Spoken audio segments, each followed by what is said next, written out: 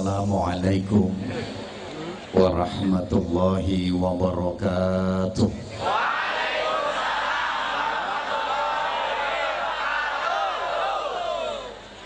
Bismillahirrahmanirrahim. Alhamdulillahilladzi an'amana bi ni'matil imani wal islam wa amarna bil ittihadi wa silatil arham. Asyhadu an la ilaha illallah wahdahu la syarikalah al malikul allam wa asyhadu anna muhammadan abduhu wa rasuluh khairul anam. Allahumma salli wa sallim wa barik ala sayyidina wa maulana wa syafi'ina wa uswatina wa habibina wa qurrati a'yunina Muhammadin syafi'ina yawmaz ziham wa ala alihi wa ashabihi ila yaumil qiyam. Subhanaka la ilma lana illa ma 'allamtana innaka antal alimul hakim. Rabbi shrah li sadri wa yassir li amri wahlul 'uqdatam min lisani yafqahu qawli waj'al li waziran min ahli. Rabbana atina min ladunka rahmah wa hayyi' lana min amrina rasyada. Wa ba'du, sa'adatal lafadil wa ashabal fadail, ulama'ana al-kurama wa masyayikhana al-a'izza, para kiai, masyayikh, asatid, para sesepuh yang saya ta'zimi, yang dimuliakan Allah, pejabat pemerintah dalam semua tingkatannya, yang saya hormati Bapak Bupati beserta Ibu, Bapak Wakil Bupati beserta Ibu, Forum Koordinasi Pimpinan Daerah Kabupaten Banjarnegara yang berkesempatan hadir malam hari ini. Yang saya hormati hadir di tengah-tengah kita Bapak Dandim, Bapak Kepala Kejaksaan Negeri, Kepala Kementerian Agama Kabupaten Banjarnegara, Kepala Pengadilan Agama, Kepala Pengadilan Negeri bersama para staf. Yang saya hormati tokoh-tokoh ormas dari Nahdlatul Ulama, dari Muhammadiyah, dari Syarikat Islam, beserta banom-banomnya. Yang saya hormati keluarga besar Katrako yang dikomandani oleh Mas Anas dan Mas Agung. Yang saya hormati segenap panitia penyelenggara. Yang saya hormati juga para pengleset-pengleset sekalian, juga para cekadar-cekadar yang dongsong di pojokan, karena setiap kita semuanya kepingin dihormati, betul? Siapapun kepingin kehormatan. Senakal-nakalnya orang kalau nggak dihormati itu pasti ya marah.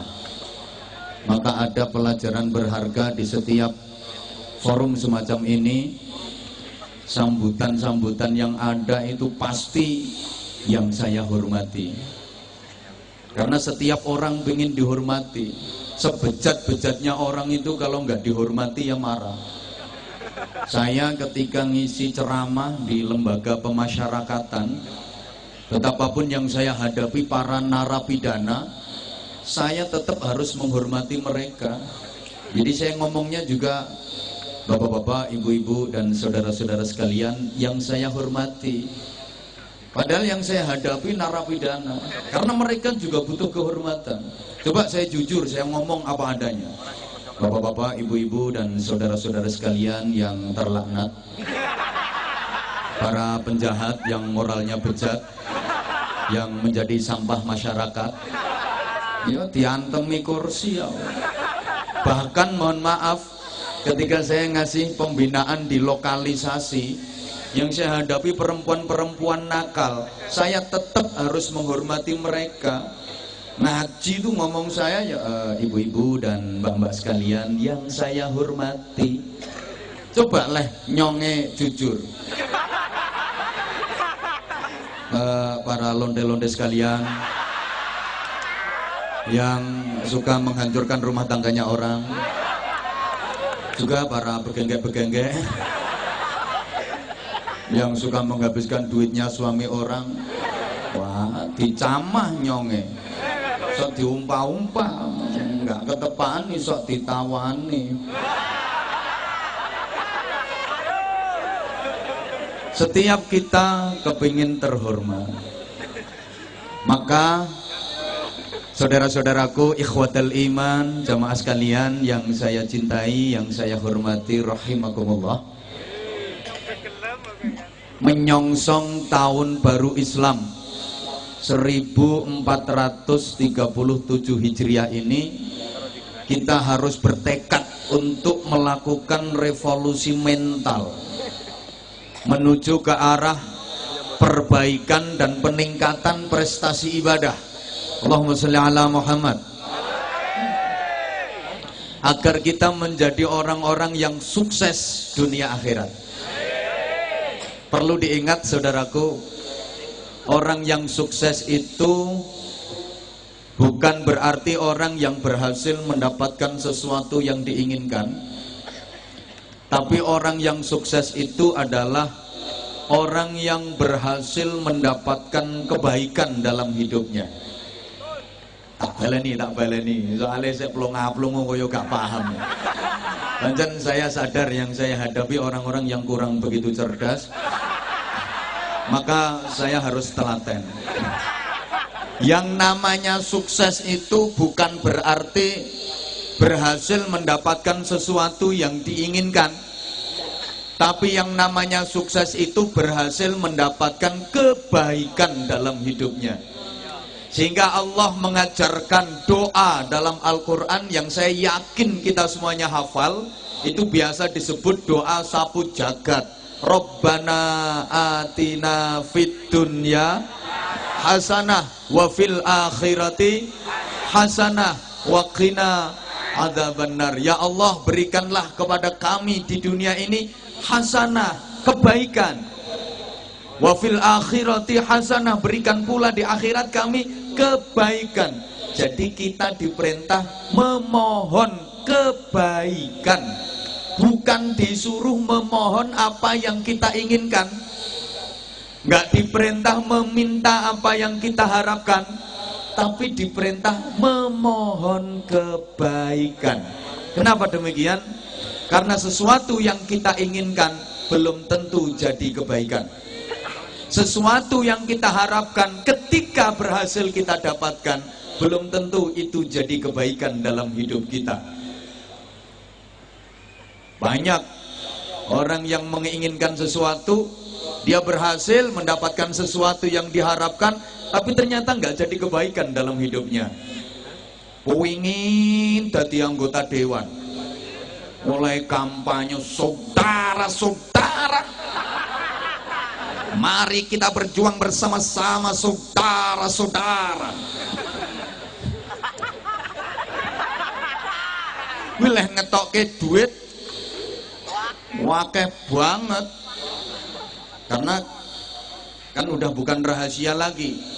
Orang sekarang kalau suruh milih pemimpin itu bukan visi misinya apa, karakternya bagaimana, akhlaknya bagaimana, enggak, tapi ukurannya NPWP, nomor piro, wani piro. Jadi kalau ditanya pilih yang mana, pilih yang berjuang, yang beras, baju, dan uang. Dia kepingin jadi anggota dewan, kampanye sana sini, keluarin duit ratusan juta, berhasil dia jadi anggota dewan, tapi ternyata dapat 4 bulan masuk penjara gara-gara kesandung urusan korupsi.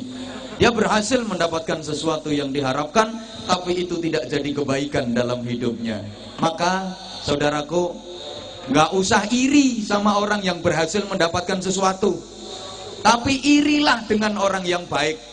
Irilah dengan orang yang berhasil mendapatkan kebaikan dalam hidupnya. Kalau ada orang ngajinya rajin, jamaahnya rajin, sholawatan rajin, bangun malam untuk sholat qiyamul lail rajin, dia kaya, dermawan, iri sama orang-orang seperti itu.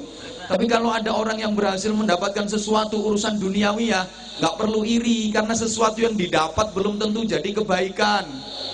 Ada orang dapat door prize, dia habis belanja di mall, dapat hadiah motor, nggak perlu diiri karena motor yang didapat belum tentu jadi kebaikan.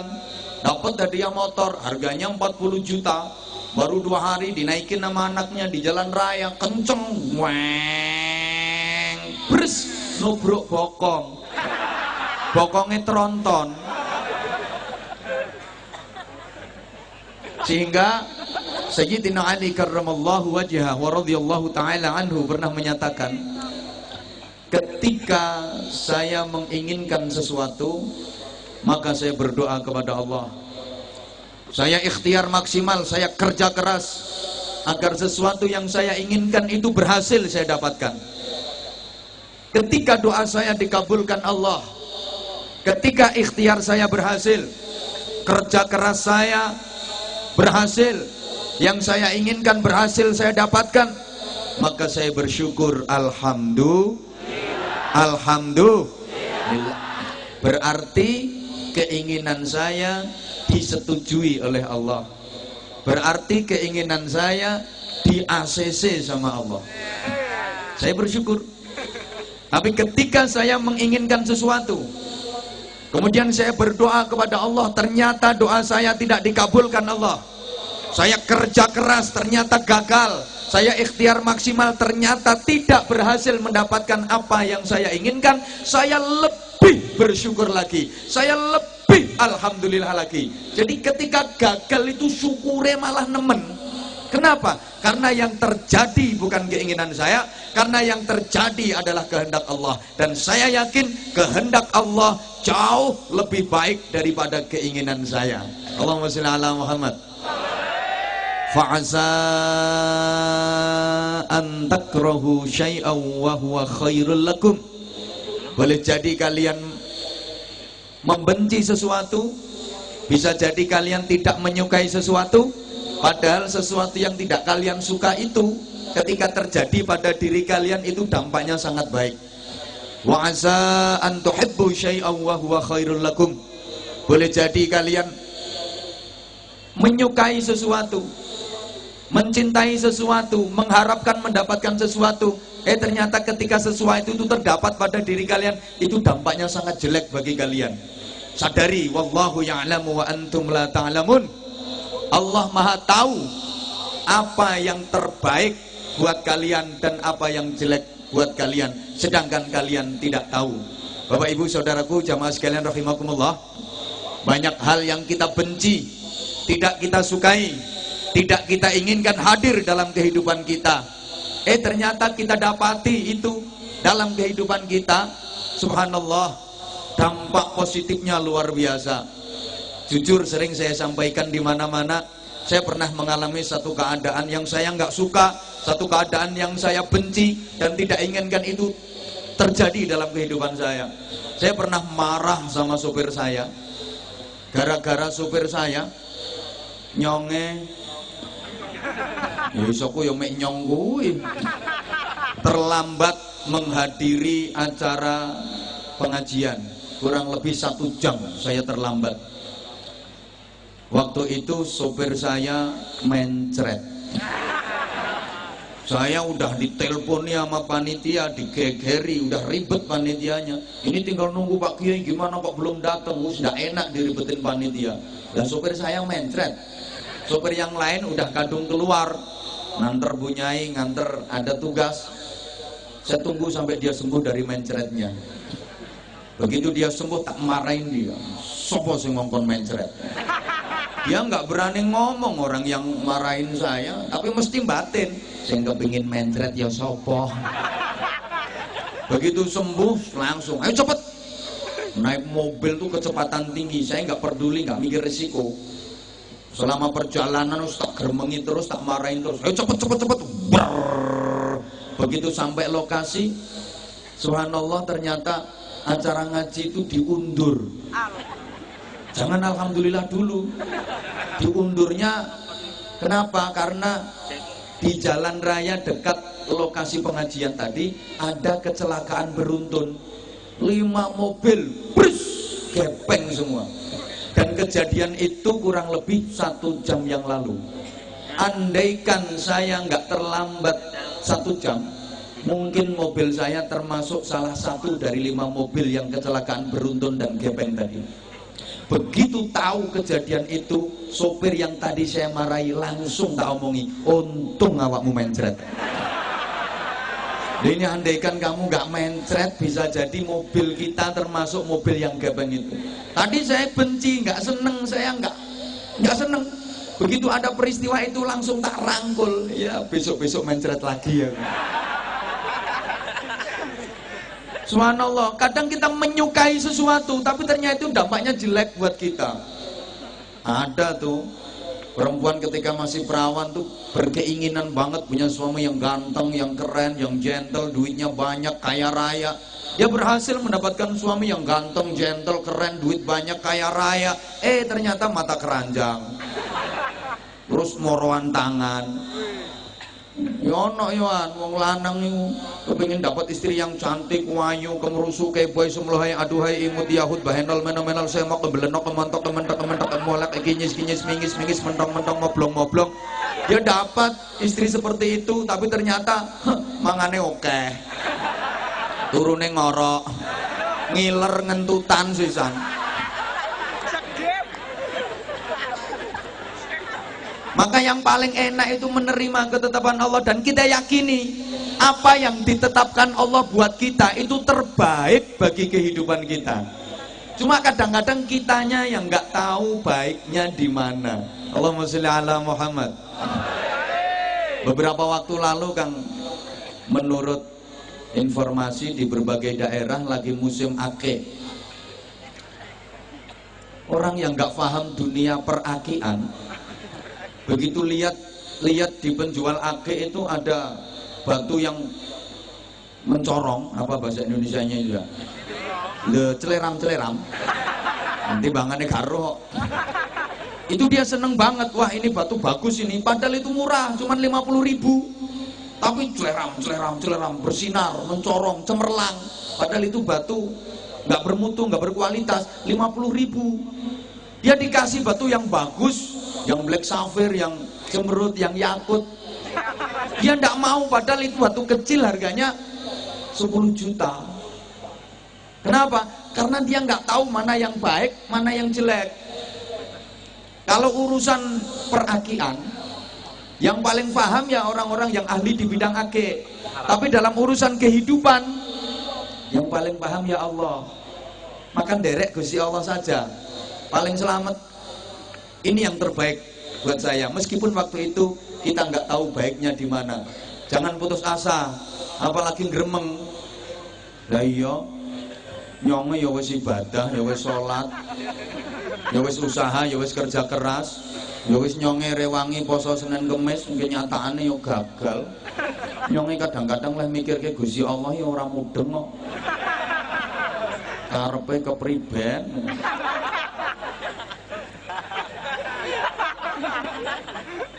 Jamaah sekalian rahimakumullah, mohon maaf kalau saya nanti banyak pakai bahasa Jawa.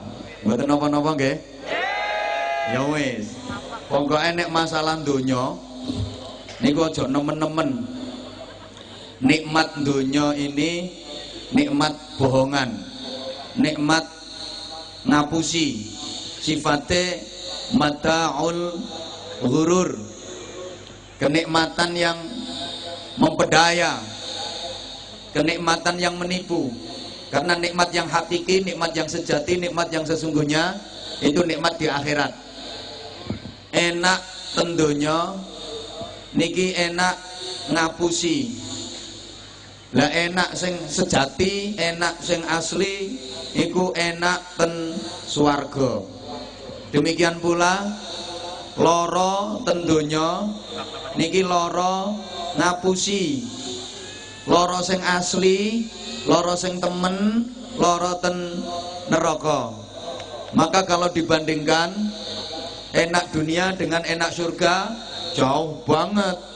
Demikian pula sakit di dunia dengan sakit di neraka perbandingannya jauh banget. Jamaah sekalian, anak tekai timbang dikatekke aku. Donya iki ibarat gambar. Akhirat itu aslinya. Saya ulang, donya iki gambar. Lah akhirat itu asline. Gambar sama aslinya sama apa beda? Ya beda, kayaknya mirip tapi beda. Coba gambar mobil sama mobil asli, perbedaannya jauh apa enggak? Jauh bingit. Warnanya mirip, bentuknya mirip, tapi junjungannya yo ado. Lebih berat gambarnya apa lebih berat aslinya? Lebih mahal gambarnya apa lebih mahal aslinya? Yo larang asline, yo abot asline, yo api asline. Halo? Gambar pesawat sama pesawat yang asli,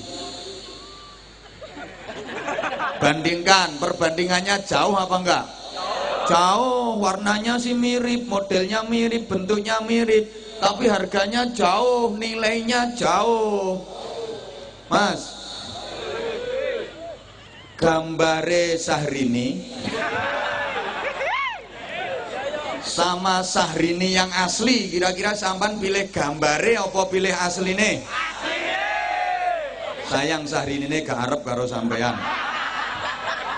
Ya jauh perbandingannya. Maka Rasulullah Muhammad SAW menggambarkan, wallahi mad dunya illa karajulin adkhala asbu'ahu fil yammi atau kama qala. Gak ngerti yo ben. Dunia kalau dibandingkan akhirat itu ibarat ada seorang laki-laki yang jarinya dicemplungkan ya. Iya, kaya lambimu kuwi. Dicelupke. Iki lho, jarinya dicelupke nyang segara, terus dibatek. Bandingkan banyak mana air yang tertinggal di laut sama air yang kantil di jari. Nah, banyu sing kantil yang driji ki donya, banyu segara iku akhirat. Bandingane sakmono, ana wong lanang drijine dicemplungke segara terus dibatek. Lha iki sak pira akeh banyu sing kantilna driji? Ayo sak gedhe-gedhene driji. Ana driji gedhene sak cagak listrik. Makane enak dunia nggak ada apa-apanya dibanding enak di surga. Sakit di dunia nggak ada apa-apanya dibanding sakit di neraka. Allahumma sholli ala Muhammad. Jamaah sekalian rahimakumullah, kita kalau mau berpikir seperti ini, memandang dunia ini datar, karena kita memandang bahwa dunia ini hanya gambar dari akhirat. Tentu kita lebih pilih aslinya daripada gambarnya. Betul? Betul? Kalau kita bisa berpikir seperti ini, ningalin donya, nyawang donya ku datar, ndak gampang kemecer, ndak gampang kepingin, ndak gampang gumun. Biasa wong lihat gambar, meskipun rumahnya kecil, jelek, di pinggir kali, ada tetangga bangun rumah kau wedi tumpuk-tumpuk, ya gak kepingin. Gambar kok dikepingin nih. Biasa gambar. Omahe elek, nyawang tangga omahe apik, ya ora kepingin wong gambar. Ya padha karo ana wong lanang omahe ditempeli gambare wong wedok ayu-ayu tapi bojone dhewe elek. Sapa ngomong semangatmu? Semangat apa yang malah kudu guyu kok adoh dek lek dibandingke. Naik motor. Kok motor apik, motor elek tahun 80. Di starter tahun 80 iku bruk. Motore elek. Salib mobil mewah.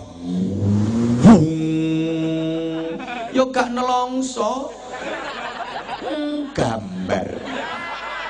Yo gak kepingin meskipun dibel din nambah mesem. Gambar. Enak wekku, enak weke nyonge iso gawe olahraga. Sing nyalipi plate merah, ora mobile dhewe wong kuwi bupati, mobile negara.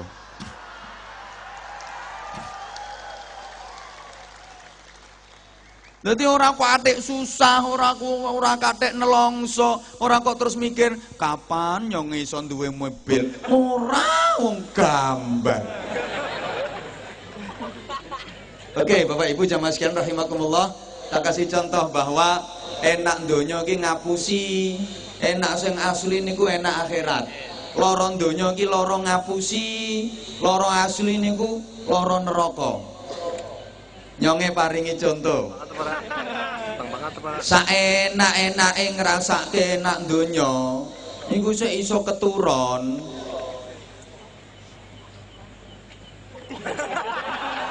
Ayo, sampeyan ngrasake enak nang donya sing menurut sampeyan paling enak napa? Sapa ngomong kelon no? Tak pikir wong Banjarnegara ki ya halus-halus ngono. Tibae ya padha wae, ya ben ana sing ngawiti. Ya wis lek kuwi mbok anggap paling enak. Rampung leh. Rampung lehmu ngono kuwi paling ya terus tetep iso turu. Wong enake mung ngapusi kok. Wis enak-enake mari pluk-pluk ngono kuwi. Tetep iso turu wong enake mung ngapusi. Enak sing asli niku enak ten swarga. Saking enake ora iso keturon. Dadi besok nang swarga iki gak ana acara turu. Saking enake. Demikian pula lara donya kuwi lara ngapusi. Sak lara-larane ngrasake lara donya sik iso keturon. Ana wong lara paring parah sekalipun larane iso turu sian. Tapi lek lara asli no akhirat saking larane ora iso turu. Dadi benjing no akhirat gak ana wong ngomong, "Mas, aku wingi ketok sampean disiksa nang neraka digebuki malaikat ku rasane piye?" Tunggu nyonge keturon. Ora ono wong saking larane. Niki gambarane nggih wonten. Wong kuwi saking senenge, saking enake turu ilang ora iso turu. Saking larane, saking susahe ya ora iso turu. Ibu-ibu nuwun sewu. Misale suami ibu pergi kerja udah lama nggak pulang, sekitar 3 bulan. Ibu kangen banget sama suami, emang cinta. 3 wulan ora mulih, wangen. Dan satu malam ibu lagi di rumah sendirian, ngantuk, beliur, pol ngantuk, beliyeng. Tiba-tiba suami ibu yang ibu kangenin yang udah 3 bulan nggak pulang itu pulang mendadak. Kira-kira kangene tesik napa ilang? Kangen kok kangen ngantuke tasik napa ilang? Ya ora trimo ilang kok. Ya nenes kok. Bayar ngono ketok bojone teko. Ora trimo biar ya piar-piar barang ngono. Ya Allah Mas, sampean kok gak ngomong arep mulih. Aku sengaja gak ngomong kok Dek, kuwatir nek gak sida aku ngekei surprise.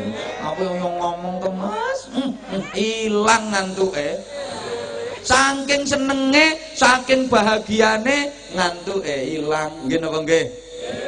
Wong saking susahe yo ilang ngantuke. Bapak, nuwun sewu, Bapak nang griya ijenan di rumah sendirian, ngantuk-kantuk banget, bliyur-bliyur nganti nyosok-nyosok. Saking nemene ngantuk, tiba-tiba omahe bapak kobongan. Ngono ku mosok bapak ngomong, turu sik dilu. Mosok genine teko kene. Ya gosong, Bro. Ya cerekal, ilang ngantuke. Mergo saking susahe. Makane masalah donya ki remeh, gambar. Jangan terlalu dipikirin. Mohon maaf, kata orang jarene wong wetanan, mikir donya aja jero-jero.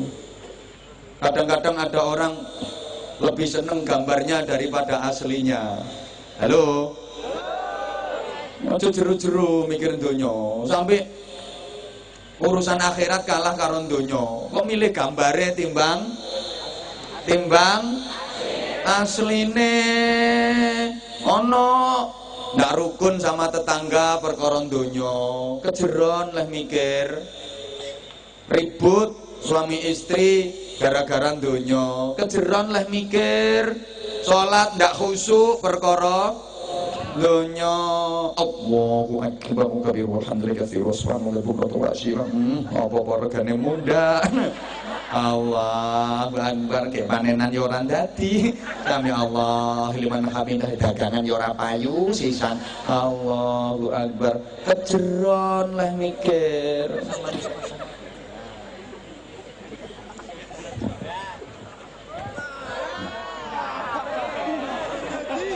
Oleh karenanya, agar kita benar dalam menyikapi kehidupan ini, jamaah sekalian, harus diatur dengan sesuatu yang namanya agama. Nah, agama itu apa? Agama itu perilaku kehidupan. Agama bukan hanya sebuah identitas. Agama bukan sekedar data di KTP.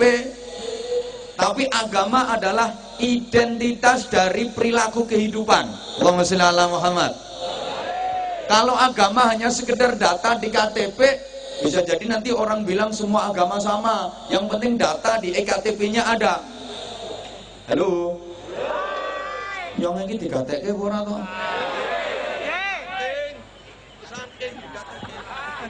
Agama juga bukan organisasi. Mohon maaf, agama bukan ormas. Islam itu bukan ormas-ormas yang ada. Mohon maaf banget, Islam bukan NU, Islam bukan Muhammadiyah, Islam bukan SI, Syarikat Islam, Islam bukan FPI, Islam bukan JI, Islam bukan MTA, Islam bukan LDII, tapi Islam itu adalah perilaku kehidupan. Adapun organisasi-organisasi yang ada itu kan hanya bagian dari wadah untuk mengorganisir perbedaan cara pemahaman, perbedaan cara berpikir. Maka perbedaan organisasi yang ada jangan sampai menimbulkan perpecahan, apalagi permusuhan.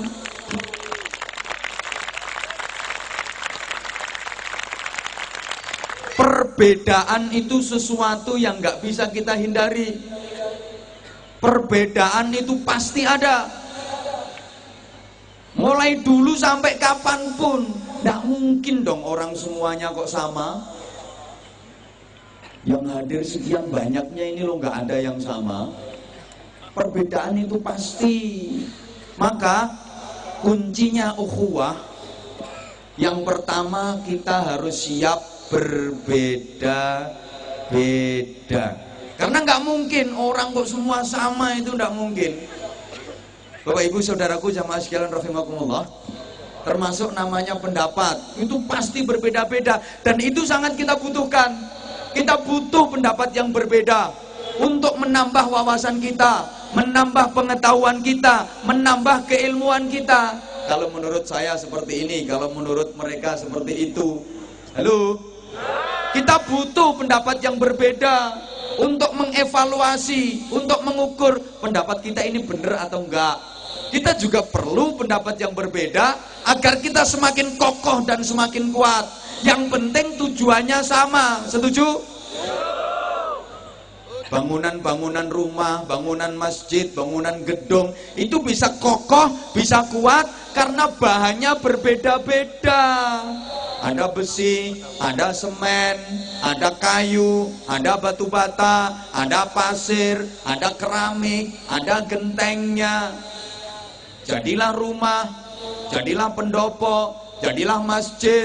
Coba rumah, loh kok bahannya sama semua. Bahannya pasir kabeh. Dadi omah napa mboten? Yo omahe semut. Justru karena bahannya berbeda-beda itu, tapi saling menguatkan, saling menopang, saling merekat, maka menjadi kokoh, maka menjadi kuat.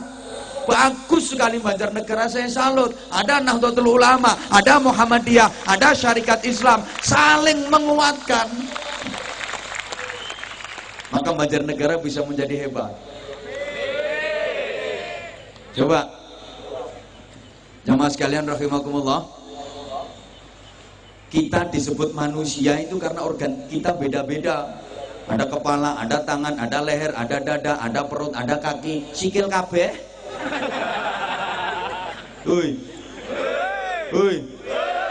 Maka kenyataan masyarakat kita itu sekarang semua potensi ada, tapi kebersamaannya yang masih minim. Kayak toko bahan bangunan itu loh. Ya ono wesi, ya ada kayu, ya ada semen, ada pasir, ada batu bata, tapi berserakan, nggak tertata dengan baik, nggak tersusun dengan baik. Orang pinternya banyak di negeri ini, politikusnya banyak, intelektualnya banyak, ulamanya banyak, orang kaya, pengusahanya banyak. Tapi dewe-dewe. Kalau cari orang pinter di negeri ini subhanallah luar biasa. Cari yang punya titel apa? Komplit. Ada yang titelnya MM, mumet-mumet, yang mutar-mutar mubang-mubeng merono mrene. Ada yang MA, modalnya abab. Ada yang SAG, sarjana alam gaib. Ada yang SPD, sibuk mulai dewe. Nah kalau yang ini titelnya IR, itu Ireng Roto. Komplit.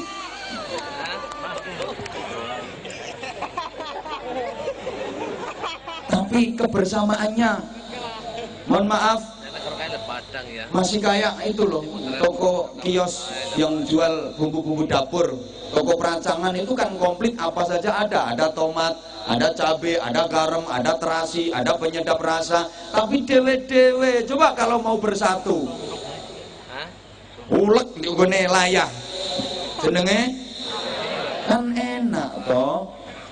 Makanya tolong sekali lagi, perbedaan boleh, tapi membeda-bedakan jangan. Paham pora tidak ngomong model ini. Boleh berbeda tapi jangan membeda-bedakan.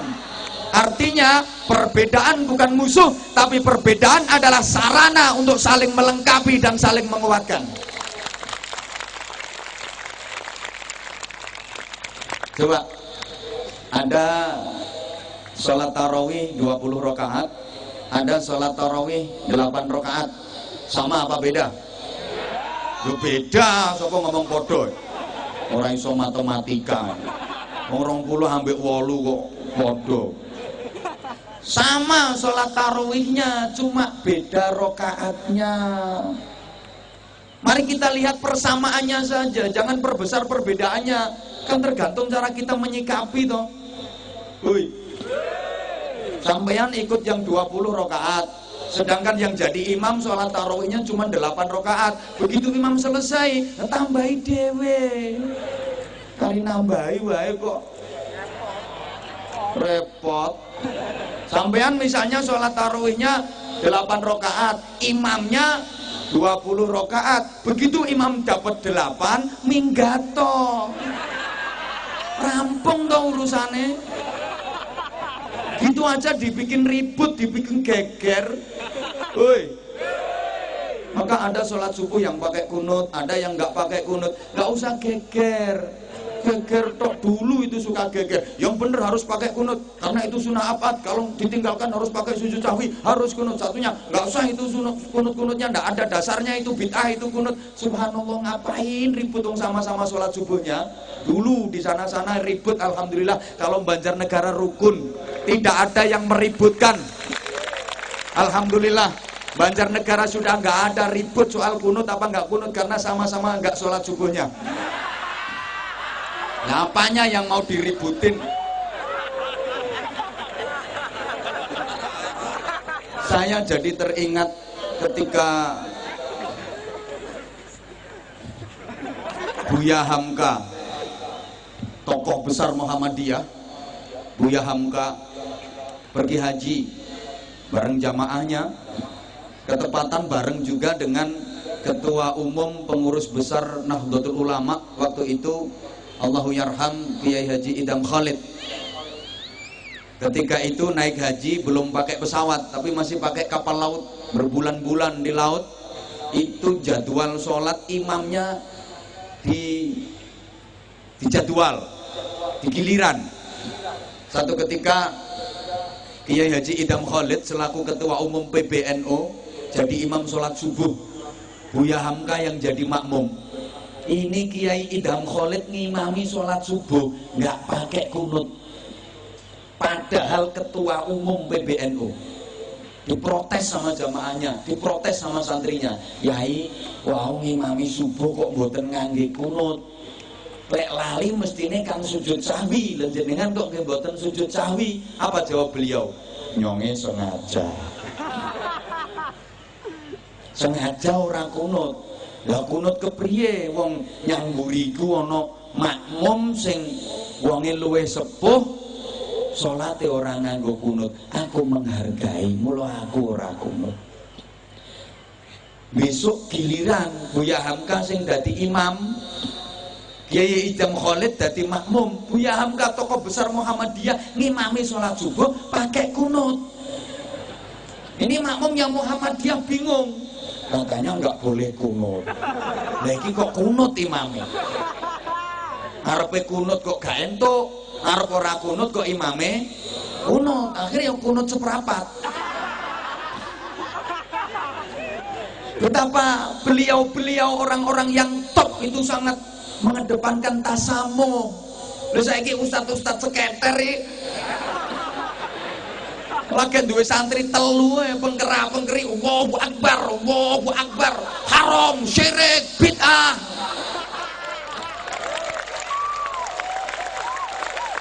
Kayak kadang-kadang demone sembarangan, ngawur. Masjid diobong, musola diobong, pasar dibakar, gedung dibakar, sing durung kari WC umum. Gak sakit, demo nganggo takbir, Allahu Akbar, Allahu Akbar, Allahu Akbar. Mesake polisine bingung. Dek selametnya polisine pinter.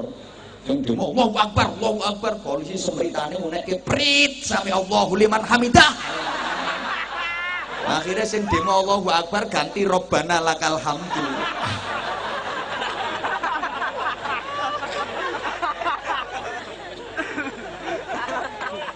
Justru perbedaan itu yang bikin indah.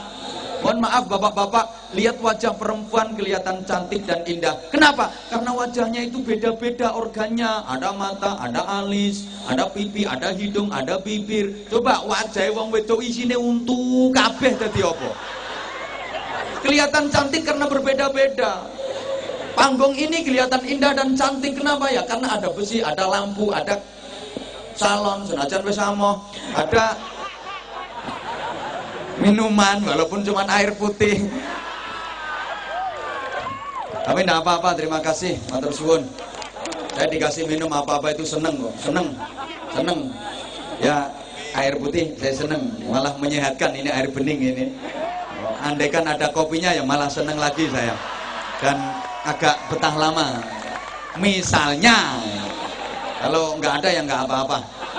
Nah, dikasih jahe juga seneng.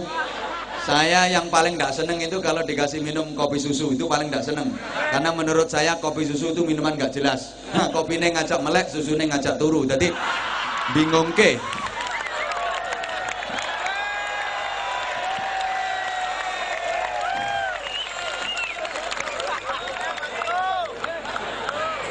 Matur suwun. Ono rokoke barang.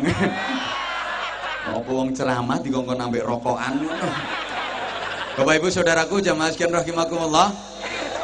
Kan kita ini saudara. Kata Rasulullah, antar umat Islam itu kalbunyanil wahid, seperti sebuah bangunan, satu yang lain saling melengkapi dan saling menguatkan. Halo. Jadi ada orang Islam yang model batu bata, ada orang Islam model kayu, ada orang Islam model pasir, ada orang Islam yang model semen. Ya kayak bangunan itu, satu yang lain saling menguatkan. Fungsinya juga beda-beda. Ada yang berfungsi sebagai pondasi, ada yang berfungsi sebagai tembok, ada muslim yang berfungsi sebagai jendela, ada yang berfungsi sebagai atap, ada yang berfungsi sebagai tiang. Jadi cagak. Ibu-ibu itu cagaknya. Kan an-nisa imadul bilad. Wanita itu tiang negara. Kalau laki-laki kan cuma tiang jaler.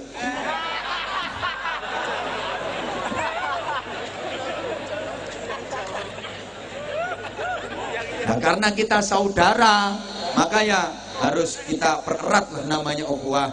Saya sering sampaikan kalau diurut ke atas kita pasti ketemu. Sekian yang datang ini saya yakin mbahnya sama. Kalau mbah nggak sama, naik lagi buyutnya sama.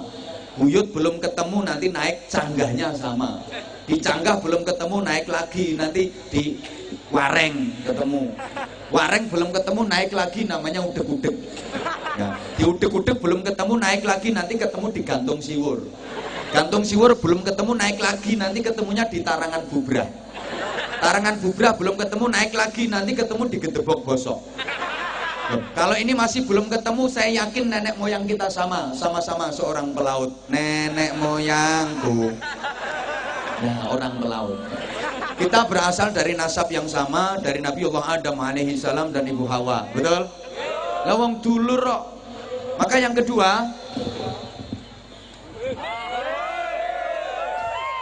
ya terus, tapi tolong yang nggak ikut nyumbang nggak usah cerewet.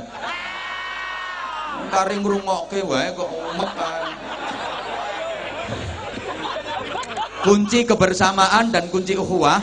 Yang kedua, jangan ingin menonjolkan diri, merasa paling baik, merasa paling penting, merasa paling benar. Ini sumber hancurnya persaudaraan, sumber hilangnya kerukunan. Halo. Coba, gak usahlah kepingin menonjolkan diri, merasa paling penting, merasa paling benar, merasa paling baik. Belum tentu kita itu penting, belum tentu kita itu baik, belum tentu kita itu benar. Kalau memang kita baik, kalau memang kita benar, gak usah ditonjol-tonjolkan, orang juga sudah tahu kok. Saya sering mencontohkan, bangunan rumah, bangunan masjid, itu ada semennya apa enggak? Ada semennya apa enggak? Semennya kelihatan apa enggak? Nah, untuk kelihatan jasanya, untuk diakui jasanya, tidak harus kelihatan. Bangunan kuat itu karena ada besi, tapi besi nggak kelihatan. Toh semua orang mengakui itu pasti ada besinya. Andai kan nggak ada besinya nggak mungkin kuat. Tapi besi nggak pernah menonjolkan diri, nggak mau ngetok-ngetok ke jasane. Woi, berarti gatek kaya. Coba kalau bangunan itu semua bahannya merasa penting, merasa berjasa, terus semua kepengin menonjol. Besi pengen ketok, kayu pengen ketok, semen pengen ketok, pasir pengen ketok, boto pengen ketok, ambruk. Anwar Zahid sing ngadeg nang ngarepe jenengan niki wonten paru-parune mboten? Cobi umpami paru-paru kula kok pengen ketok manggon bathuk. Jantung kula pengen ketok manggon bokong. Kabeh rumangsa duwe jasa. Akhirnya kabeh rumangsa pengen menonjol, rumangsa pengen ketok, malah menghancurkan, malah rusak. Allahumma sholli ala Muhammad. Udahlah, penyakit kita sekarang ini rumongso apik, rumongso penting, rumongso berjasa. Kalau komponen bangsa ini merasa kelompoknya yang paling penting, kelompoknya yang paling benar, ini sumber kehancuran alamat, nggak bisa bersatu. Karena merasa paling benar, menganggap yang lain salah. Merasa paling pinter, menganggap yang lain bodoh. Merasa paling penting, menganggap yang lain nggak penting. Ini sumber kehancuran berawal dari situ. Uang iku nek apik diketok-ketokke malah ora sido apik. Embo. Jadi memang penyakit kita itu seperti itu. Akhirnya seneng pamer. Dalam bahasa agama itu namanya riya. Udahlah, kalau baik ndak usah ditampak-tampakkan, ndak usah diketok-ketokke, kabeh wong ngakoni lek kuwi apik. Apik lek diketokke malah gak sida apik. Ini penyakit. Bu. Bu. Ibu misalnya sampean punya saudara kaya, terus sampean dikasih duit 10 juta. Seneng napa mboten? Tapi diomongke wae. Sampean lak malih ora pati seneng. Mergo apike diketok-ketokke, maringi 10 juta tapi diomongke wae. Ketemu ning pasar, Dek, duit 10 juta teko nyonge isih. Kasih, matur suwun. Ya matur suwun 10 juta kok ora matur suwun. Akeh 10 juta itu. Duet-duet 10 juta. Nggih. Ketemu nyang sawah. Lele Dek, aku takon, nyonge takon, duit teko nyonge 10 juta isih. Kasih. Duet-duet 10 juta ku akeh. Jarang lho dulur maringi 10 juta nek gak nyonge. Nggih. Ketemu no pengajian ditakokke jawil. Duite isih. Sama nak malih ora suweneng. Tasik Mbak, tapi arep tak balekke. Lah nyapa kok dibalekke? Kupingku gak kuat. Pokoke apik lek diketok-ketokke ku malah ora sida apik. Yen pangapunten ibu-ibu itu biasa jasa perjuangannya diketok-ketokke nyang anake. Harapannya supaya anak hormat sama orang tua, agar anak berbakti sama orang tua, anak ben seneng karo wong tuane, diceritak-ceritake perjuangane. Ibu nglairke awakmu lele, ibu lek ngramut awakmu ku gak gampang, ngramut awakmu ku gak enteng le, meteng tok gak trimo seminggu rong minggu, 9 wulan, mendeh-mendeh gak kena diselehke. Anggitmu ibu lek meteng ngono ku nang sehat, ya lara. Ya muntah-muntah terus. Apa maneh pas nglairke awakmu lele, ibu ku rasane kaya urip kaya mati. Anak diomongi ngono nang rumangsane tambah seneng. Ya blas, anak tambah meringis. Jare anak, sing ngongkon sapa? Nyonge yo gak njaluk. Salahe sampean dhewe. Sampean sing nyesek. Wong bapak wis enak-enak turu ya sampean gugah. Wis ngerti nek watake ngono ya digugah. Pokoke apik lek diketok-ketokke niku ora sida apik. Mangapunten nggih. Polisi ku apik to, tentara bareng apik, les kadung seragam gawagah. Sampai dulu saya pernah bercita-cita jadi tentara. Sayang ora klebu. Tapi ya tak syukuri kok umpama aku dadi tentara yang mentok kapten. Saiki dadi ustad iso nuturin dandim kok.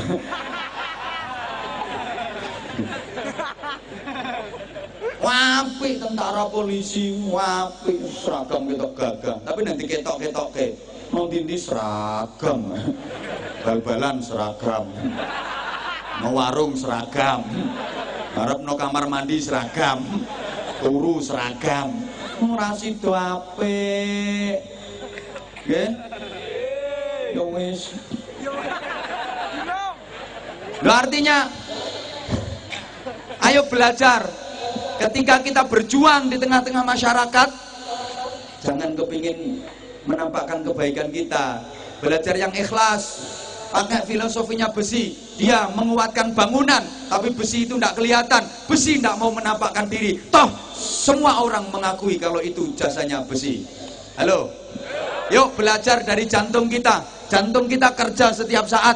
Kita berdiri, jantung kerja. Kita duduk, jantung kerja. Kita tidur, jantung kerja. Tapi jantung nggak pernah banyak omong. Pancene gak iso ngomong. Jantung nggak pernah menampakkan dirinya. Toh semua orang mengakui itu pasti jantungnya bekerja. Pasti ada jantungnya. Bapak mohon maaf, belajarlah dari alat vitale penjenengan. Itu jasanya besar. Sekian yang datang ini semua hasil karyanya dia.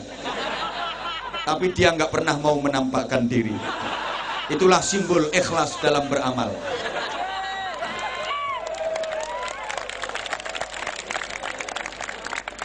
Subhanallah.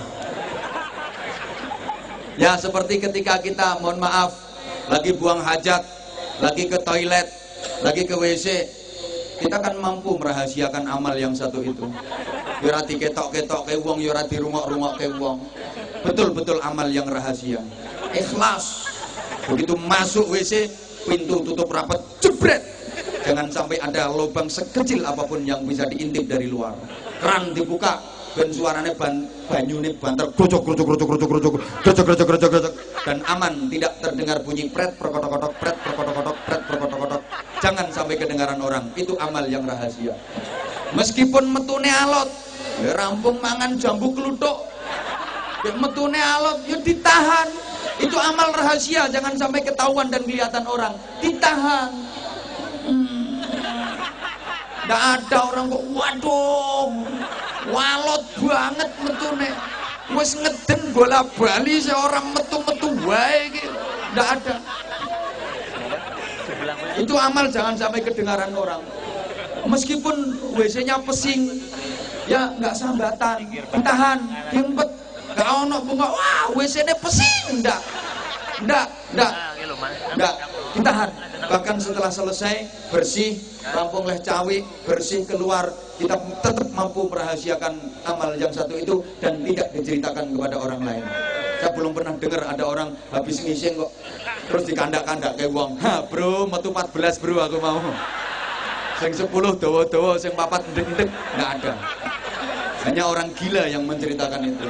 Maka kalau ada orang habis amal kok diceritakan ke orang lain, itu berarti orang yang tidak waras. Ingat, salah satu tandanya orang yang ikhlas itu wis tidak mikir apa-apa, asal keterima aja udah seneng.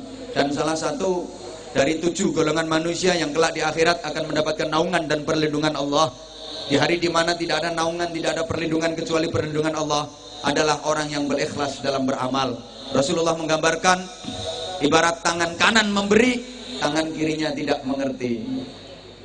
Kita menyumbang kepada orang lain, tapi kita mengupayakan agar orang yang kita sumbang itu tidak tahu kalau kita yang nyumbang. Ini sulit, susah. Saya saja susah mengajak kepada masyarakat agar ikhlas dalam beramal, berusaha menyumbang kepada orang lain, tapi yang disumbang nggak ngerti kalau kita yang nyumbang. Susah nggih Bu nggih? Susah.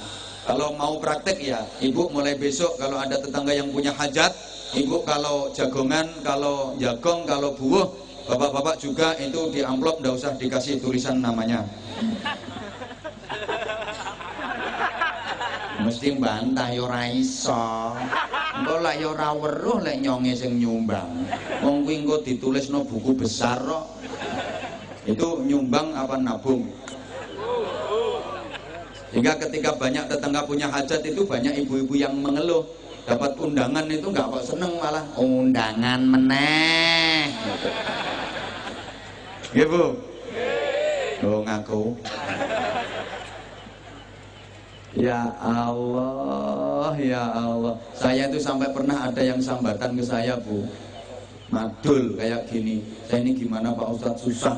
1 bulan ini dapat undangan orang punya hajat itu 13. Sampai saya pernah ngapusi kok. Lo ngapusi gimana?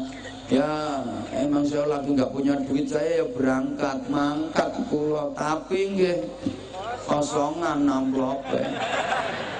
Bareng kula lungguh disuguhi mangan, hati kula nangis. Ngopo kok nangis? Nggih kula nggih mikir wong ora bayar kok mangan. Ngono ku sik takon kula dosa napa mboten. Niki kula jawab, golek mboten gadah yatra nggih, mboten usah ngapusi. Wong sing punya hajat itu lho enggak nyuwun duit. Niku nyamung nyuwun doa restu.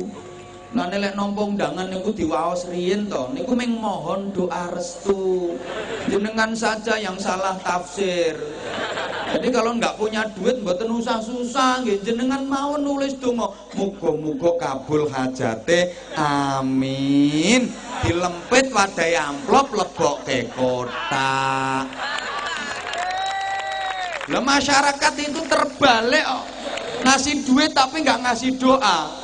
Lo padahal yang punya hajat itu mintanya minta doa. Bener dikasih doa. Itu ngasih duit nggak ngasih doa. Lagian yang punya hajat itu ya pada kemenyek. Pengintinya minta duitnya kembali ya kepakai Assalamualaikum warahmatullahi wabarakatuh. Bismillahirrahmanirrahim. Dengan rahmat dan ridha Allah Subhanahu wa taala, kami mengharap dengan hormat lagi sangat atas kehadiran Bapak Ibu Saudara dalam acara dengan kami selalu insyaallah dengan kesuwen le. Undangan nih simpel, ringkes, tegas, mentes. Assalamualaikum kepada Sopo, harap datang ke rumah saya tanggal sekian, acara makan bersama. NB penting duitku balik ke. Wes, intinya ayo di situ kok. Udah.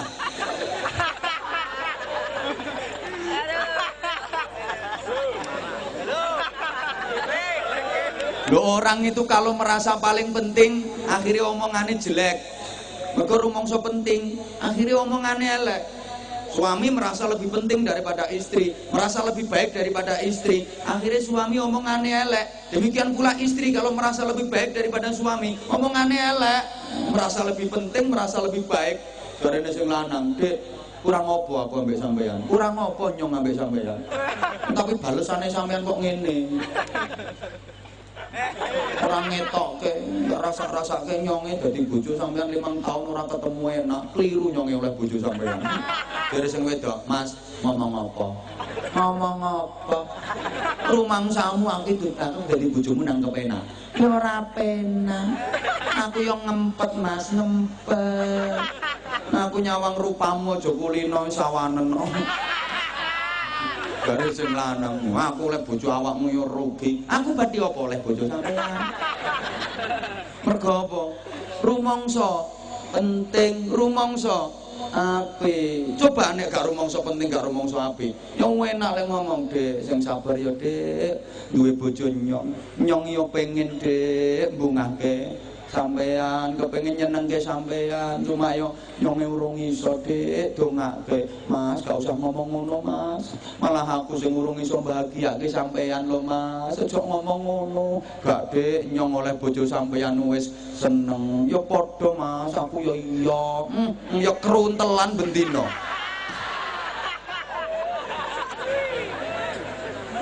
Loh, kuncinya kebersamaan dan kerukunan. Mohon maaf ya, saya sering sampaikan, masyarakat ini asal gelem rukun, Allah janji rahmat Allah, barokah Allah, ridha Allah disokke nek gone masyarakat sing gelem rukun. Tapi kalau nggak mau rukun, jauh dari rahmat Allah, jauh dari ridho dan barokah Allah. Keluarga itu kapan rukun? Masya Allah, rumah kecil terasa gede, rumah sempit terasa longgar. Tapi kalau nggak rukun, rumah gede terasa kecil, rumah longgar terasa sempit. Ngapunten, marotua karo mantu kapan rukun?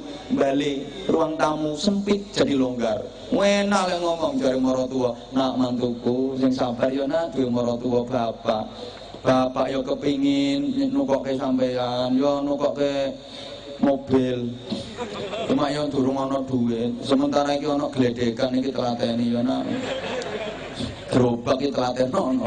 Jare mantune, "Bapak, mbon mikir ngoten, malah kula pengen bungahke jenengan mboten saged. Kula pengen mbaske jenengan yo linggis yo arit." Yo pacul dereng saged ngono.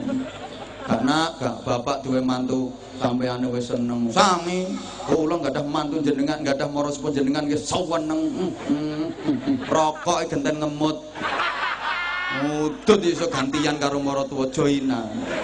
Mergo rukun. Nek gak rukun, Balik ruang tamu jembar sesep. Mertua lagi duduk enak di ruang tamu, menantu dateng, saya nyengungu, ketok mertuane, balik mantune, mencelat. Ketemu konco ditakoni, nyapa mas kok gak sida mlebu omah? Musuhe nyong urung turu kok. Subhanallah. Mohon maaf, suami istri juga gitu.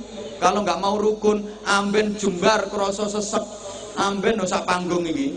Tapi lanang wedok sak bojone lanang wadon ora rukun, sesep arep turu dosok-dosokan wae jare sing lanang srodok mrono. Panas lho panas ungkep mrono, jejeg sisan. Jare sing wedok, sampeyan sing mrono, kelekmu ora betahi wong. Kelek ngelokke sirah terus ke semaput aku. Turun nang pinggir karo ndek pipis glundung bareng. Tapi nek rukun, maaf, tempat tidur yang sempit terasa longgar, amben ini cuma setengah meter. Tapi suami istri rukun, jembar. Yang lanang bingung, dek, amben mau setengah meter lah, gak kamot gawe turu wong loro. Yang wadon tawenang, ya kamot mas, kok gak kamot, ya kamot. Yang lanang malah bingung, lah caranya kok priben dek, ya tiakal toh mas.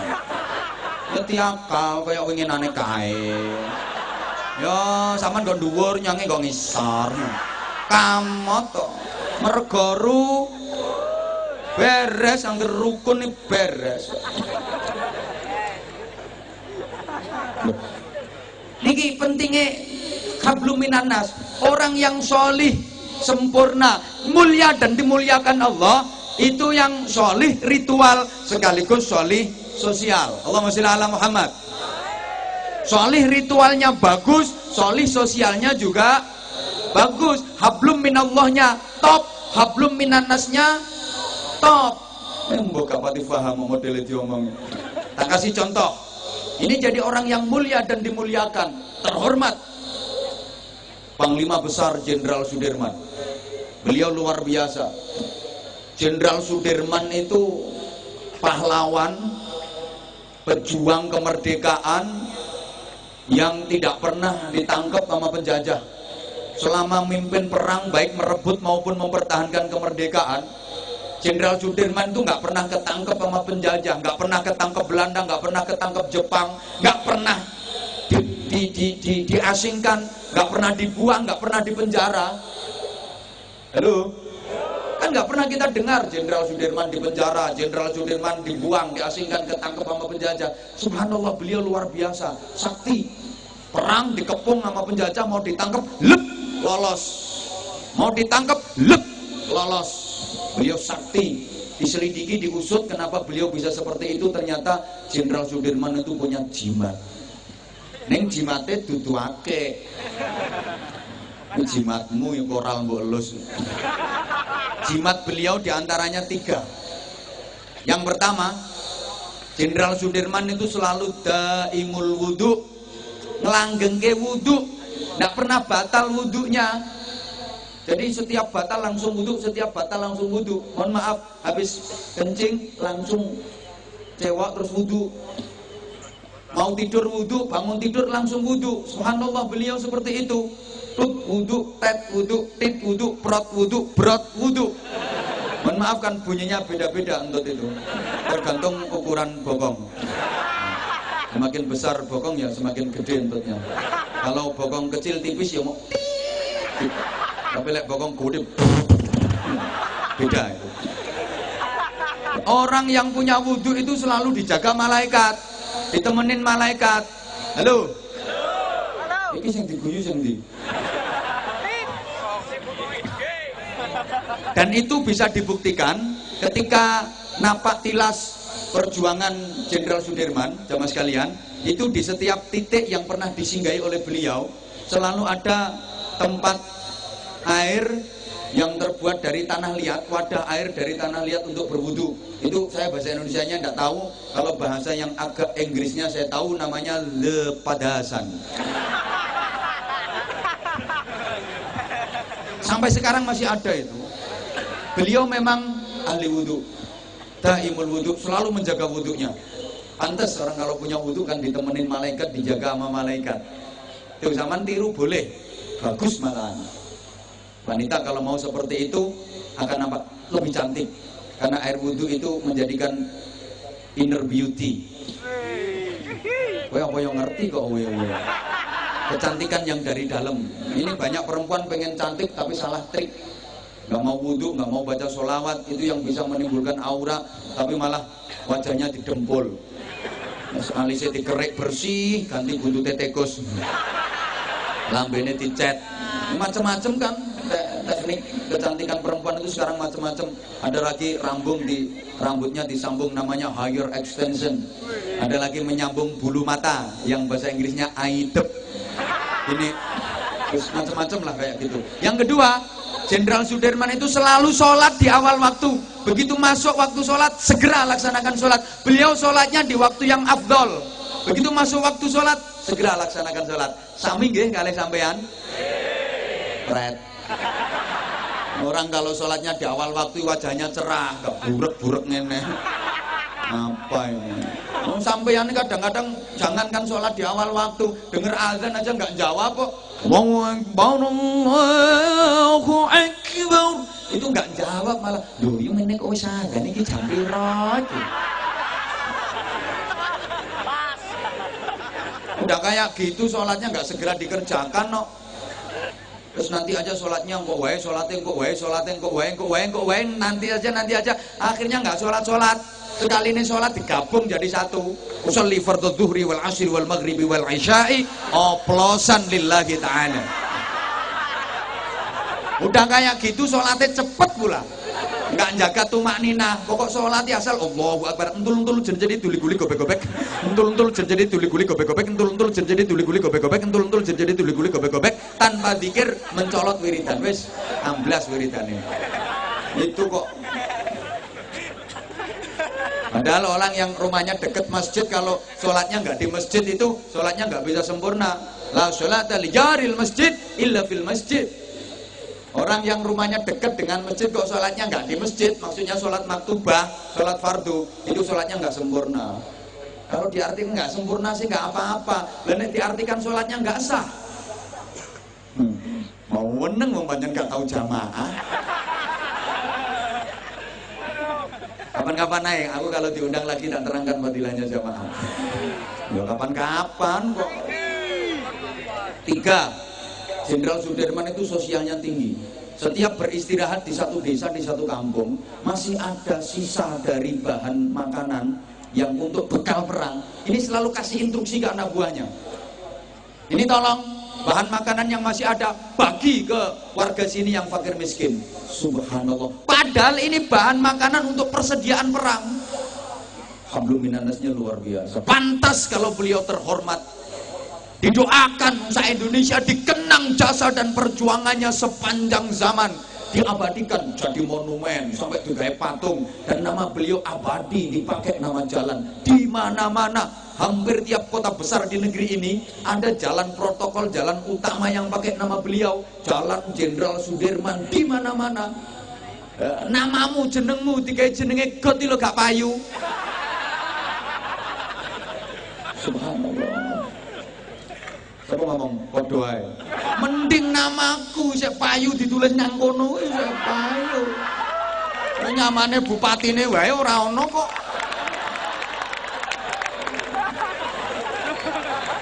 Halo. Kasih contoh lagi. Allahu yarham Gus Dur, Kiai Haji Abdurrahman Wahid. Beliau adalah Presiden Republik Indonesia yang ke Taman ke wong Indonesia wong Afrika toh. Gus Dur itu Presiden RI yang ke-4. Lepas dari keterbatasan beliau secara fisik, memang mata beliau secara fisik tidak bisa melihat, tapi mata batinnya tajam luar biasa, ngalahi sing klorak-klorok ini. Subhanallah, Gus Dur luar biasa. Secara fisik memang tidak bisa melihat mata beliau. Waktu jadi presiden pun kemana-mana ya nuntun. Maka waktu beliau jadi presiden banyak yang demo itu sakit hati saya. Loro hati nenyo. Demo ngawur ngomongnya. Gus Dur harus mundur. Gus Dur harus mundur. Rasanya hati. Mundur piye wong maju nuntun kok mundur. Ngawur ngomongnya. Sakit dong. Beliau hebat. Mohon maaf, Sampai jadi presiden demokrasi seandonyo. Gaji PNS naik waktu Gus Dur presidennya, gaji TNI Polri naik waktu Gus Dur presidennya, nggih mboten? Mohon maaf. Sudah wafat Gus Dur, tapi subhanallah kemuliaannya luar biasa. Yang ziarah ke makamnya Gus Dur tiap hari tidak pernah kurang dari 3.000 orang. Tiap hari. Jadi informasinya para peziarah ke makam Gus Dur itu tiap hari nggak pernah kurang dari 70 bus. Tiap hari.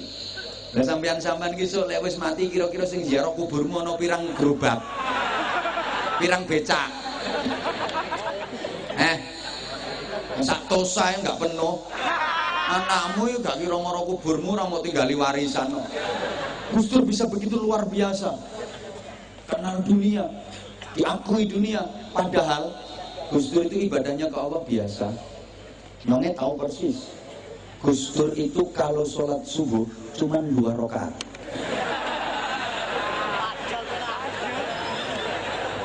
Sholat maghrib cuma 3 rakaat. Tapi top. Hidupnya untuk khidmah, melayani umat, memperjuangkan rakyat, sampai kepentingan sendirinya nggak diurus, kalah dengan kepentingan rakyat. Maka Allah menanamkan rasa cinta di hati umat.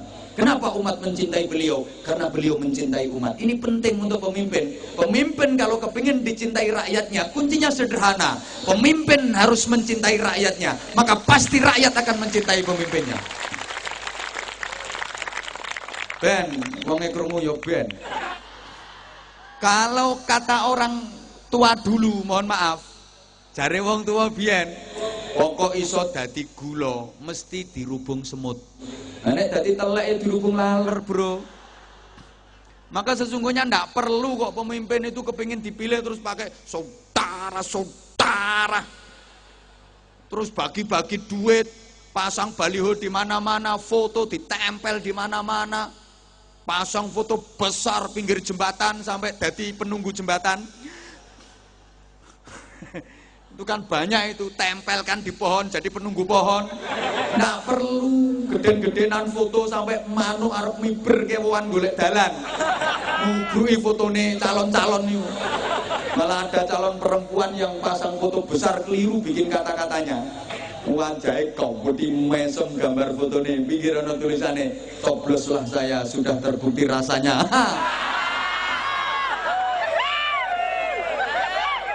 Nggak perlu, bersihkan niat, luruskan niat. Asal berniat mensejahterakan rakyat, membela kepentingan rakyat, otomatis rakyat akan mencintai kok. Ini wis otomatis sih. Sekarang di mau. Nggak lepas, subhanallah, memang ibadah itu ya hablum minallah ya hablum minan. Nah, jadi ajarannya seperti itu. Bukan kok terus cuman Allah tok sing dipikirke terus gak ngurus urusan dunia ini ya nggak bener. Cuman muter tasbih tok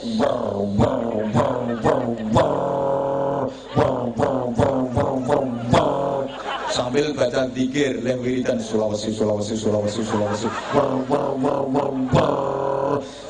Sulastri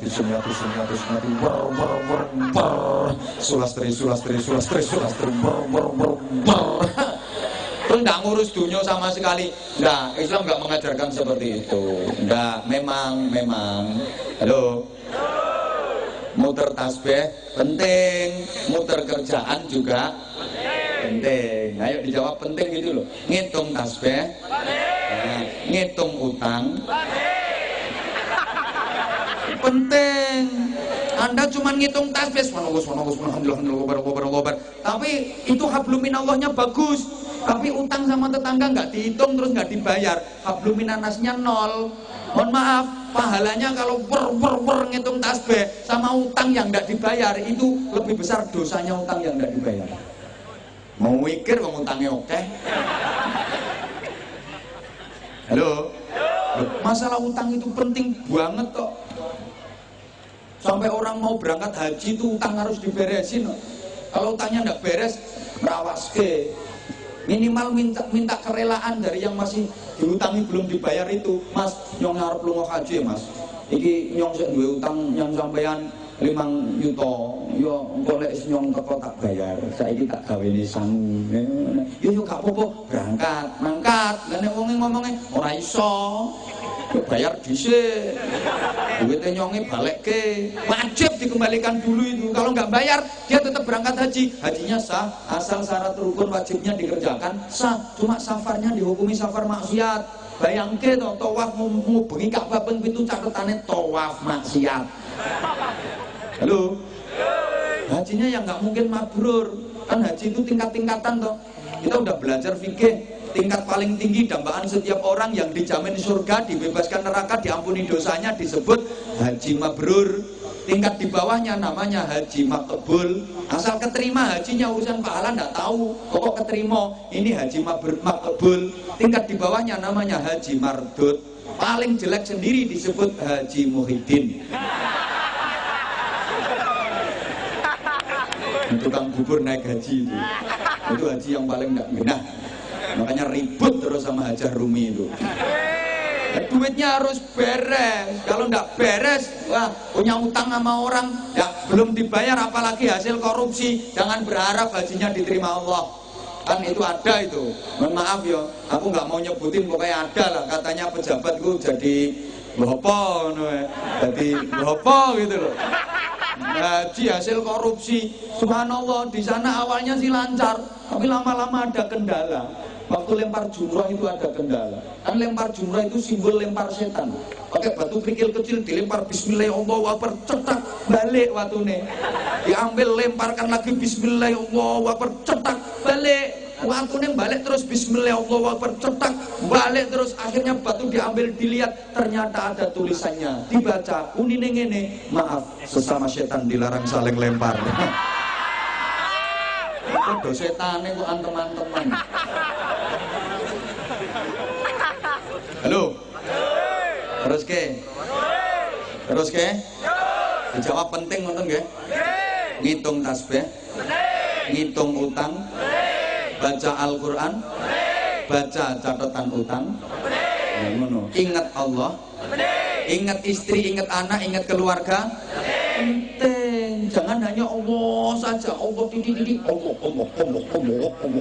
Istrinya nggak diurus. Ya keluar katanya jihad. Tapi sementara istri nggak dinafkahi, keleleran lahir batinnya. Anak nggak diurus, gimana pendidikannya, gimana akhlaknya. Dia keluar, Allahu Akbar, mohon maaf. Pahalanya dia Allahu Akbar, sama dosanya istri anak ditelantarkan itu lebih gede dosanya istri anak ditelantarkan. Dia keluar, Allahu Akbar, kata istri yang dari rumah, Allahu Akbar pret. Aku kaliren bro. Anakmu ayahnya bayar sekolah bro, jadi harus diurus. Halo. Subhanallah, memang prioritas ibadah itu sesuai profesi. Yang prioritas jihad sesuai profesi. Kalau pedagang jihadnya apa? Ibadah prioritasnya ya jualan yang jujur. Kalau guru jihadnya apa? Prioritas ibadahnya di mana? Ya ngajar, menyampaikan ilmu kepada murid-muridnya. Tukang syuting itu prioritas ibadahnya apa? Nginceng. Yang nginceng orang ngaji, nginceng sholawat. Tapi ya yang roto. Kadang ada tukang syuting nakalan itu. Nyuting wong sing ayu disuwek-suwekke. Sing disuting ayu digogedeke. Mobil lambe ketok kabeh. Bareng sing disuting tuwa diliwati sret. Oke iki yang tukang syuting model ngono tak dongake mripate tinggilen ngisor dhuwur kiwa tenen. Kabeh ya kepengin ke syuting kok. Halo. Nah kalau ustadz ya ustadzah prioritas ibadahnya ya ngajar ilmu agama, mengenalkan hukum-hukum Islam, terus baca tulis Al-Quran itu mulai dasar alif fathah, alif kasroh, alif dhamma, yang kenceng ba fathah, ba kasroh, ba dhamma, bu, alif ya sukun fathah, ai lam fa sukun fathah, laf ya dhamma, yu. Sing banter kok. Alif ya sukun fathah, ai mem sin sukun kasroh, mis ya dhamma, yu. I miss you too. Ustadz. Nah, TNI jihadnya di mana? Prioritas ibadahnya di mana? Menjaga kedaulatan negara, menjaga keutuhan NKRI. Di situ ibadah yang paling gede pahalanya. No. Polisi prioritas ibadahnya di mana? Kamtibmas. Meminimalisir tindak pidana dan tindak kriminal, Banjarnegara aman. No, goleki teroris kuwi, goleki sing bandar-bandar narkoba, terus jalan raya biar minim kecelakaan, lancar. Karo nggo sempritan prit 50.000.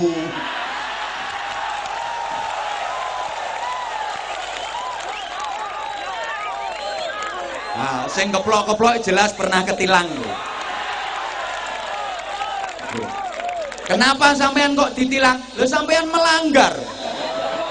Coba sampean nggak melanggar, nggak mungkin ketilang. Anane ditilang karena sampean melanggar. Ini gambaran di dunia aja sampean melanggar, ditilang sama petugas. Lebih-lebih urusan akhirat, sampean melanggar aturan Allah, ditilang sama petugasnya Allah. Mau masuk alam kubur, mau masuk alam barzakh, banyak pelanggaranmu, ditilang sama mungkar nakir. Dan perlu diingat, mungkar nakir nggak bisa disuap, nggak kena dijak damai. Lo sing kena disuap itu kudu mungkar nakir. Nek mungkar nakir nggak kena disuap. Nah, sing iso disuap kuwi kudu mungkar nakir.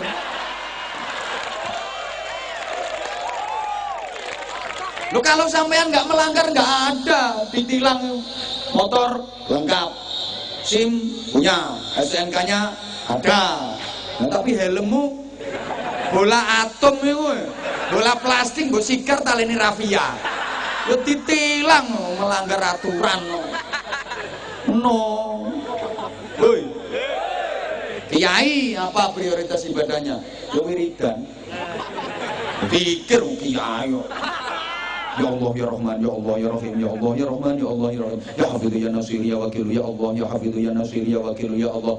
Ini wiridan ya Latif ya Latif ya Latif ya Latif ya Allah ya Qadim ya Allah ya Qadim ya Allah ya Qadim. Koramil enggak usah, langsung Qadim.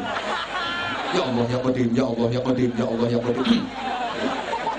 Koramil enggak usah disebut, itu enggak masuk Asmaul Husna itu. Engko pas koramile iri minta disebut kebisan, enggak langsung Qadim. Ya Allah ya Qadim ya Allah ya Qadim. Ini prioritas ibadah yang jihadnya gitu. Ya Sami'u ya Basir ya Sami'u ya Basir ya Sami'u ya Basir. Nanti lama-lama ya ya dana ya dana ya dana ya dana ya dana ya dana. Bangun masjid kentekan semen. Kan perlu dana ya dana ya dana ya dana ya dana. Nah kalau pejabat kayak Pak Bupati, Pak Wabub, ini prioritas ibadah jihadnya di mana? Ya tanda tangan sama stempel. Teret, cetok. Ini yang menghasilkan pahala besar. Artinya ada proposal masuk untuk apa, dilihat pembangunan masjid, nggak usah banyak pertimbangan. Oh gawe masjid toh, ambil pulpen, teret, stempel, cetok. Ini jabatannya barokah. Wah ini proposal untuk pembangunan pesantren. Oh bangun pesantren. Oh pulpen. Teret, stempel, cetok, beres. Pembangunan tempat prostitusi, ojo. Nah ini perlu tanda tangan dibubarke. Nah ini jabatan barokah ya seperti itu. Jangan kok. Oh proposal apa ini? Bangun masjid Pak Bupati. Jelak dananya 400 juta. Iya tak ACC, tapi nanti kalau cair saya 20%. Kualat dunia akhirat. Pokoknya ada yang model seperti itu, apapun jabatannya, yakin kualat. Matine jelas melorok. Matine mesti mangap, mewelet. Kadang belum mati wis setruk. Nanti karek duit banyak, istri cantik, tapi dene ndak iso apa-apa kan. Istrinya masih muda, kata istrinya. Papa, ini duit pakai apa, Pak?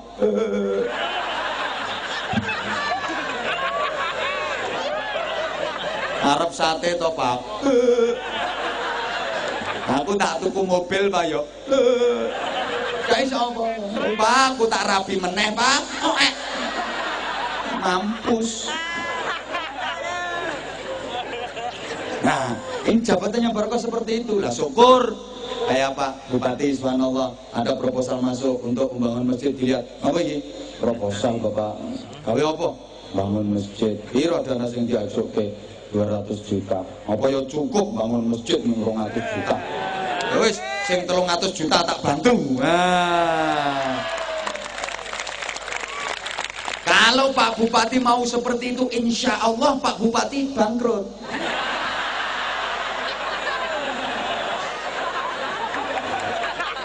Kabeh masjid ngono lah nyonyor dadi bupati. Jadi dongake, mudah-mudahan beliau diberi kekuatan zahir batin oleh Allah Subhanahu wa taala, mampu menunaikan amanah dengan baik, dan besok di akhirat mampu mempertanggungjawabkan amanah, sehingga menjadi pemimpin yang adil, yang dijamin masuk surga pertama, masuk surga awal. Ngono, iki ana bupati didongake kiai sing ngamini jamaah semene akeh iki wani nambahi piro iki. Maksudnya nambahi waktu ngajinya ini. Aku sering ngaji bareng pejabat didongake alhamdulillah mandi. Periode maneh ora usah kampanye dadi. Kalau sing nyalon dadi gubernur kepilih. Tapi rata-rata nambahi. Iki yang ngono iki, apa nambahi ya. Dandem iki kapan nambahi munggah dadi pangdam. Ngono. Orang nambah yang mudun tadi koramel. Jadi dan ramel. Bupati barangnya ora nambah iso kepilih dadi RT. Ini yang prioritas. Wis setengah rolas iki. Kamu sih arep main meneh. Nyonge pamit dhisik. Kurang ngundang dewe bro. Saya sih sebenarnya juga masih kepingin lama ngomongnya.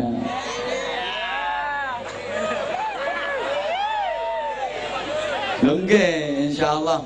Mudah-mudahan yang saya sampaikan dibarengi hidayahnya Allah. Kurang bu.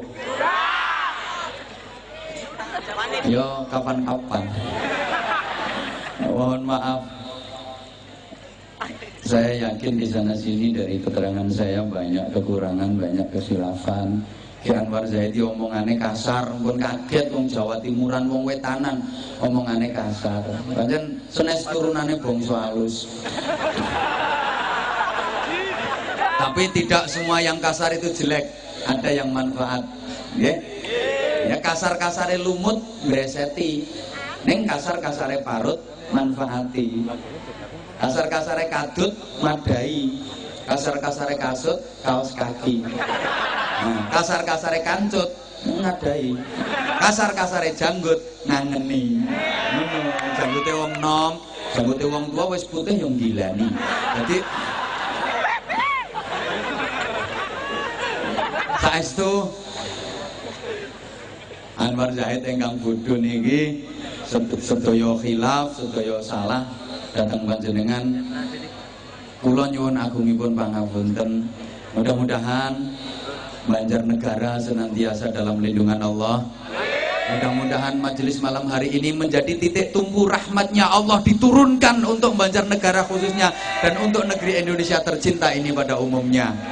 Pesan kula, agama ageng ngaji dipun lampahi, dipun tindake, jadilah warga negara yang baik, masyarakat yang baik. Asal masyarakat baik, insya Allah nanti negara ini akan dibikin baik oleh Allah Subhanahu wa taala. Mudah-mudahan betul-betul cita-cita kita bersama, baldatun thayyibatun wa rabbun ghafur. Ala hadhihi niyah wa ala kulli niyatin shalihah. Biyahin nabiyir rahmah wa syafi'il ummah. Wa biniyati du'al qabul li ijabatis sulh husulil amali wal ma'mul. Bijahi sayyidina Rasul Muhammadin sallallahu alaihi wasallam. Ala man nawaina wa ala man nawabi salafun salihan. Ajarakumullah. Al-Fatihah. Bismillahirrahmanirrahim. Alhamdulillahirabbil alamin arrahmanir rahim maliki yaumiddin. Iyyaka na'budu wa iyyaka nasta'in. Ihdinas siratal mustaqim. Siratal ladzina an'amta 'alaihim ghairil maghdubi 'alaihim waladdallin. Rabbil ighfirli wa liwalidayya wa lil mu'minina amin ya rabbal alamin. Allahumma shalli 'ala sayyidina Muhammadin wa 'ala alihi wa sallim. Radhiyallahu tabaraka wa ta'ala an kulli sahabati Rasulillahi ajma'in walhamdulillahi rabbil alamin. Allahumma ij'al jam'ana jam'an marhuma wa tafarruqana min ba'dihi tafarruqan ma'suma. Allahumma innaka ta'lamu dhunubana faghfirha wa innaka ta'lamu 'ayyubana fasturha wa innaka ta'lamu hajatina faqdiha kafa bika waliyyan wa kafa bika nasira. Allahumma sallimna wa sallim dinana wa sallim dunyana wa sallim akhiratana wa la tusallim tanzu'i imanana wa la tusallim 'alaina man la yakhafuka wa la yarhamuna warzuqna khairal dunya wal akhirah innaka 'ala kulli syai'in qadir wa bil ijabati jadir. Allahumma lakal hamdu wa ilaikal mushtaka wa antal musta'an wa alaikal balagh wa la hawla wa la quwwata illa bik. Allahumma inna nas'aluka al-khaira kullahu wa na'udzubika minasy syarri kullih ya man bi yadihil khairu kulluh. Rabbana hab lana min azwajina wa dhurriyyatina qurrata a'yun waj'alna lil muttaqina imama. Rabbana atina fid dunya hasanatan wa fil akhirati hasanatan wa qina adzabannar wa qina adzabannar wa qina adzabannar wa adkhilna al jannata ma'al abrar bi rahmatika wa fadlika ya aziz ya ghaffar ya rabbal alamin. Jazallahu 'anna sayyidina Muhammadan sallallahu alaihi wasallam ma huwa ahlu bi fadli subhana rabbika rabbil izzati 'amma yasifun wa salamun 'alal mursalin walhamdulillahi rabbil alamin. Subhanakallahumma wa bihamdik asyhadu an la ilaha illa anta astaghfiruka wa atubu ilaik. Wallahul muwaffiq ila aqwamit thoriq. Assalamualaikum warahmatullahi wabarakatuh.